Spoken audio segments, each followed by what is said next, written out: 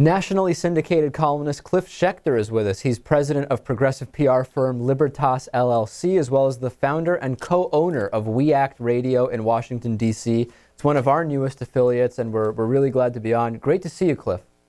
Thanks so much, David. And of course, we're more than pleased to have you on in Washington. I'm a big fan of the show. Yeah, so how did this project come about, and what kind of owner will you be? Like, will you be sending me emails saying I'm not saying the time and temperature enough, or like what can we expect? As you know, I'm a tyrant, and so I'll save those emails probably for about 2:45 in the morning your time, maybe phone calls. Now, I mean, it came about because I can't take all or most of the credit. You know, I'm one of three owners. Alex Lawson, who is the executive director of Social Security Works and has been on progressive causes for a decade now. Kimon Freeman, who's done a lot of work in Anacostia, you know, with all sorts of progressive issues. And they saw this opportunity and they came to me, and essentially there was someone who had a radio station that was selling the station. It's an AM station, but obviously it's got a pretty wide reach and we can boost the signal, and we've been doing that. And, you know, we were just shocked that DC is a top 10 market. It obviously, in terms of politics, is the most important market. It's the most progressive market in the country, and there was no progressive talk there. There's really nothing, you know, I mean, virtually all talk is just on the far right. And so we saw an opportunity, and we thought, you know, this is something that needs to be done. We need to be a part of the conversation in Washington when the conversation just takes place between the center and the right. You know, 3/4 of the country who see things the way we do in poll after poll lose. Yeah, so how is the station funded? We've raised money from a couple of big funders, you know, who fund progressive causes. We've raised money on a smaller level, in a grassroots way, from some folks online.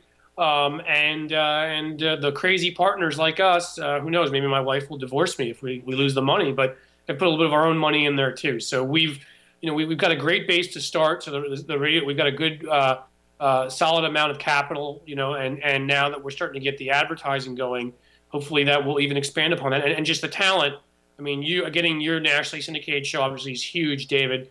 But in addition, well, yeah, but you don't have to play up to me. I mean, you've got Tom Hartman, and you have a lot of, you know, big names that are on hours every single day, which are huge gets for you guys too.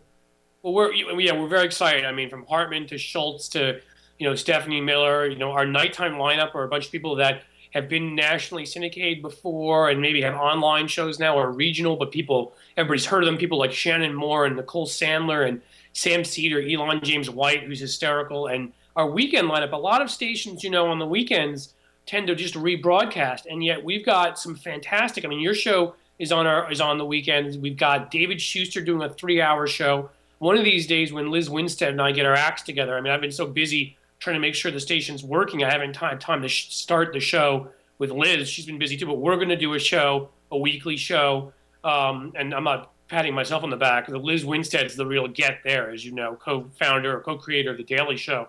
And a lot of other people. Ben Wickler, who produced Al Franken's show, has a show on there, and I could go on and on. I don't want to leave people out, and inevitably I will. So, but we're really happy with the talent that we have. No, you guys are off to a great start. It'll be fascinating to see it grow and see it continue. Let's talk a little bit about the gun expose that you did, because a lot of people, I think, a couple people have mentioned this to me on Twitter, but by and large, there's a lot of people who aren't aware of what's going on. Give us the story there.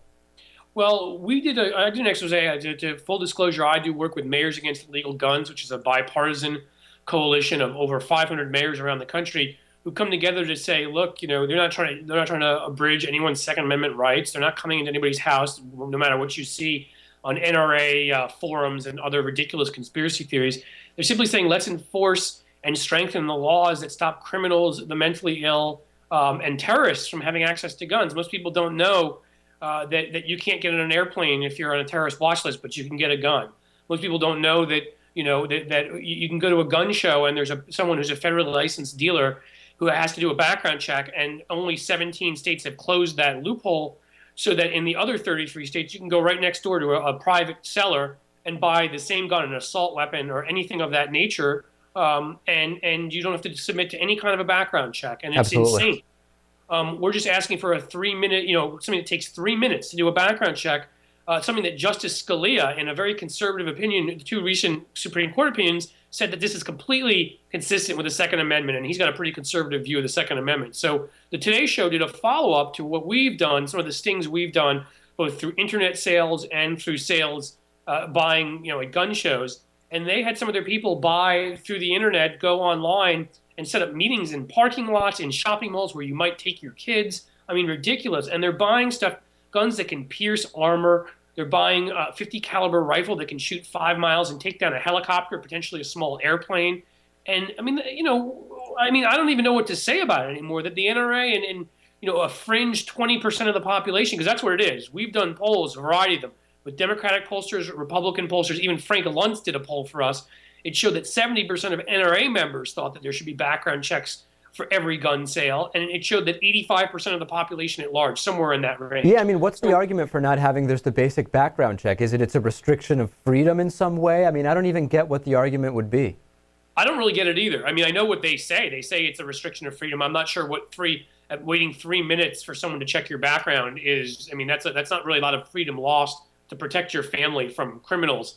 Well, this is one of those examples where it's, you take the Second Amendment and you extend it to mean without any kind of oversight, background checks, or reasonable, logical safety measures, but then you can skip other parts of the Constitution that simply don't fit with your worldview. It's one of the many ways the Constitution is constantly just used and reused incorrectly by people.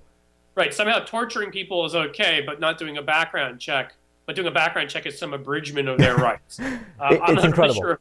Yeah, exactly. I'm not really sure how that works. I know that, again, Justice Scalia, in giving the most conservative opinion that overturned what the thought had been on the Second Amendment, that it was a right of people together as a group as opposed to an individual right. That's what they overturned in their recent decision about a year ago, with both of them, McDonald and Heller decisions. And yet he still said it's completely common with practice of the last 2 centuries to do background checks to stop criminals and the mentally ill from getting guns, or not all. I don't want to just disparage anybody. I'm not talking about dangerous people that are dangerously mentally ill and have been deemed so. And he said it was completely consistent, for example, to have laws that stop certain people from having concealed carry licenses. This is something that, you can watch old Wyatt Earp movies and see they checked their guns before they came into town.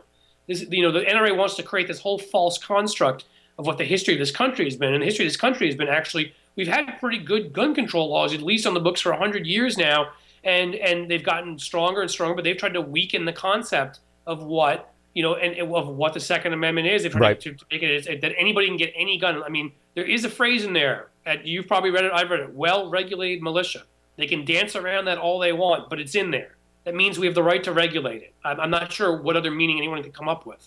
That's absolutely right. And I know we wanted to get to Mitt Romney and his Social Security attacks. We're just out of time, but we'll have you back and talk about that. There will be plenty of time to look at that one as the primaries continue. Cliff Schecter, pleasure to have you on, and we'll definitely talk to you again soon. Thanks so much, David. I appreciate it.